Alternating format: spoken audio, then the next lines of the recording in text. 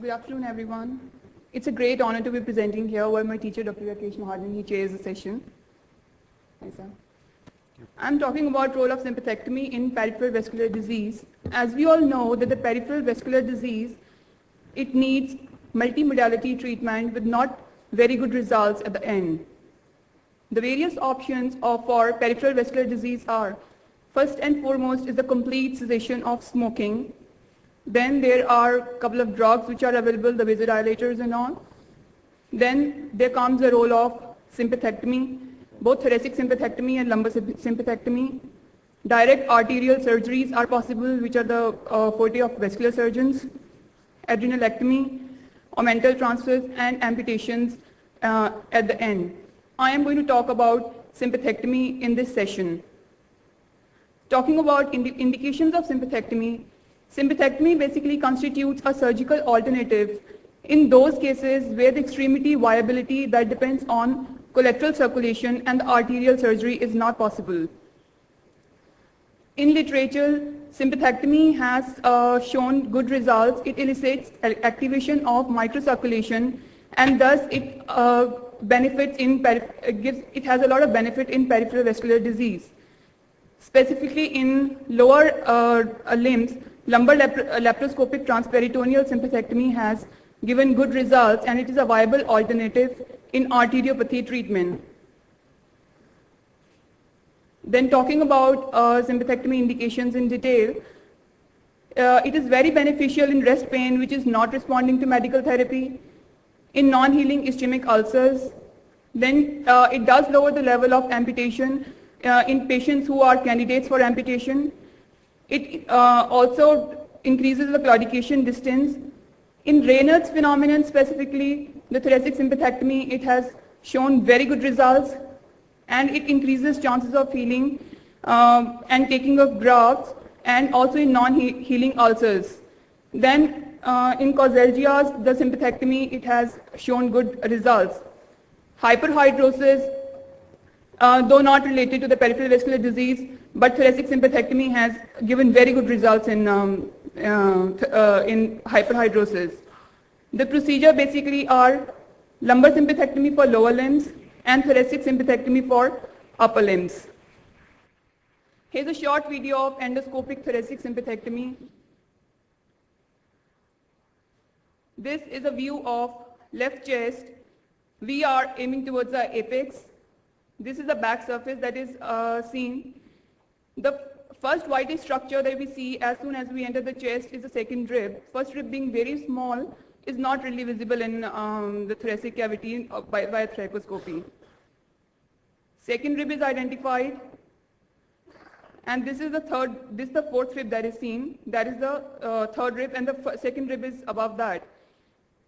These are the accessory nerve of Kuntz, the whitish structures that are seen. And then the sympathetic chain is identified up to T3 level. At the third rib, pleura is open with cautery. Sympathetic chain is identified.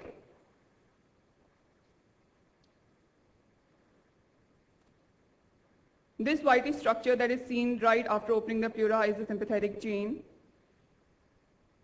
And the sympathetic chain is freed of adhesions around.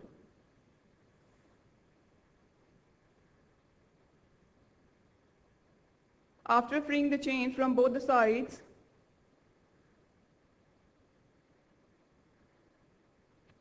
the sympathetic chain is divided.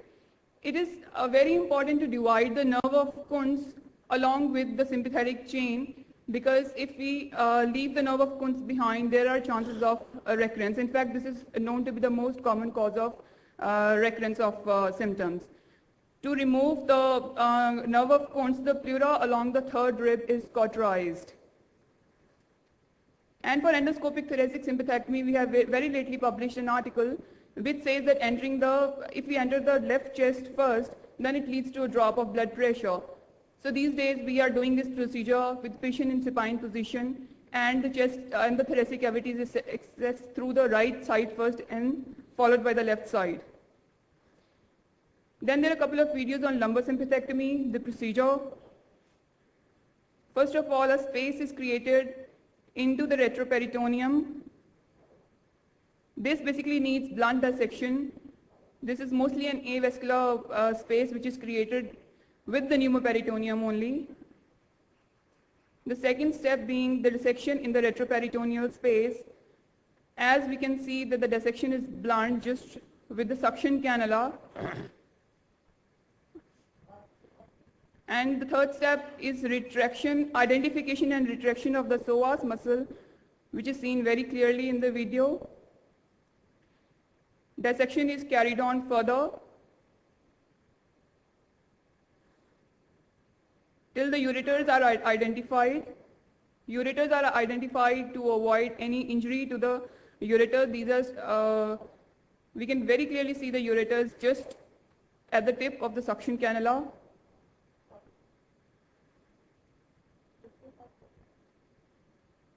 Then the next step being identifying the sympathetic chain. Sympathetic chain is seen as a whitish structure which runs just parallel to the vertebrae. The ganglions are identified. Unlike thoracic sympathectomy, in lumbar sympathectomy, we remove a part of sympathetic chain. The top end of the chain is free, and then the bottom end of the chain is freed.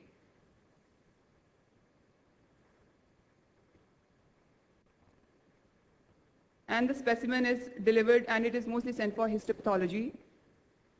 The procedure is done bilateral and then hemostasis is checked and the ports are removed.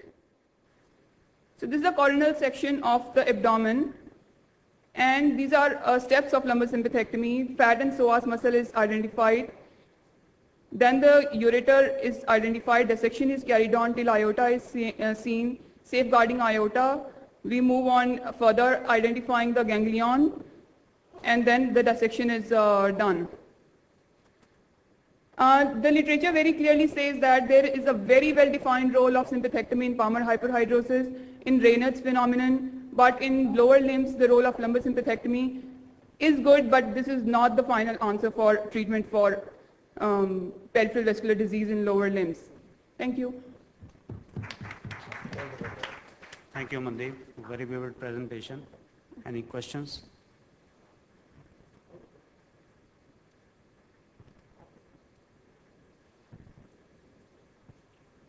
In the lower limbs, you said role is not very well defined.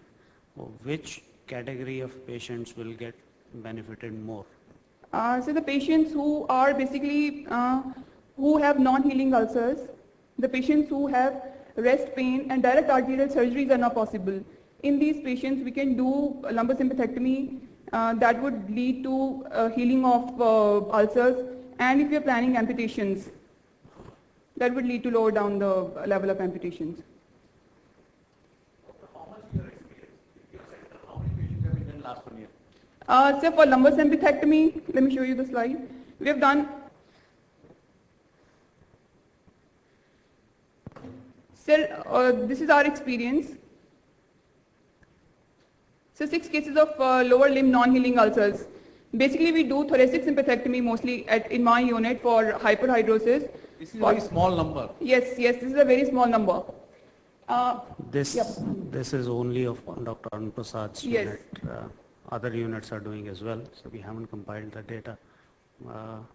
Lumbar sympathectomy, in any case, these days is more or less a much less frequent operation than what we used to do when we were residents. If you have a good interventionalist who can inject and do a chemical sympathectomy, that gives equivalent results. But for want of that service, depending on which patients you think would benefit, so select few patients only would go for surgical sympathectomy.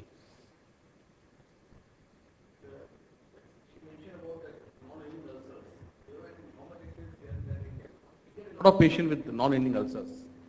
So I think again I'll pass on the question to Dr. Rakesh Mahajan because he is a vascular surgeon who's doing this specifically for. He sure can answer that. Yeah.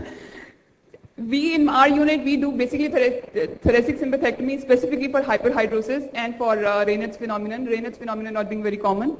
And we having a specific vascular unit in our hospital, we don't really get peripheral vascular disease, low limb patients of non-healing ulcers. No. Sir, question for Dr. Rakesh Mahajan. I want to know, sir, what is the response rate in Berger disease if you do this? That is what I was actually wanting her to say that. It is mainly the Berger's disease patients that we get majority of benefit. For some reason, the ischemic or the diabetic patients, I have not seen much response in them. We do about 2 surgical sympathectomies in a month. By any standards, that is a frequent one in the present age. In my 10 years in UK, we did only 2. For Berger. For selected Berger's cases. So you recommend it mainly for Berger because I have not seen good response in patients with ischemic limb. They practically did not help them. That's what I said, yeah. Actually speaking, this is, as our chairperson was saying, that during his resident days, perhaps also my resident days and student days, during those years, actually for the Berger's disease, the choice of treatment was to do lumbar sympathectomy. And as we were not so much advanced in this endovascular treatment possibilities, but that it has again reviving. It was nice to hear from my side, and how much it helps, that is really another question. But that it has not totally died. No, it hasn't. In India, probably it won't. As I said, in my 10 years... Because, okay, Berger's disease is a very common event. So the second point being chemical sympathectomy, you know, that is, it's easier to do when, you know, radiologically done, can be done under local anesthesia. So.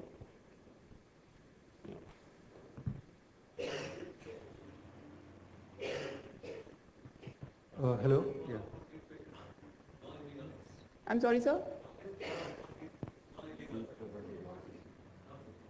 No, we don't attend to these patients in my unit specifically. We do see some patients with Dr. Rakesh Mahajan's unit. He does a lot of cases in of lumbar sympathectomy. Ma'am, we're using the word here, Raynaud's phenomena. So, like, is it Raynaud's disease, or are we talking in terms of secondary Raynaud's phenomena, Raynaud's syndrome? Because if it's syndrome, I feel the patient, for example, has someone suffering from thoracic outlet syndrome, they'll be gaining more if you treat that symptom first rather than going straight away for sympathetic phenomena. So when you mention Raynaud's phenomena, have you ruled out the secondary causes? Yes. Yes, I'm talking about the primary Raynaud's where no other cause is found. And these are the patients who actually benefit from thoracic sympathectomy. So all 12 patients in your study are the ones who have been diagnosed as Raynaud's disease, not syndrome? Yes. All of them?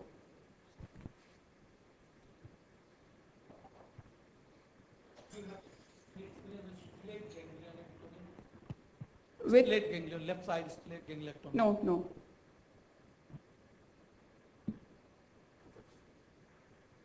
Okay. Okay, Thank you very much. Mandeep. With this view, that was the last talk, yeah? Last video. Conclude the session. Thank you for the... Thank you very much.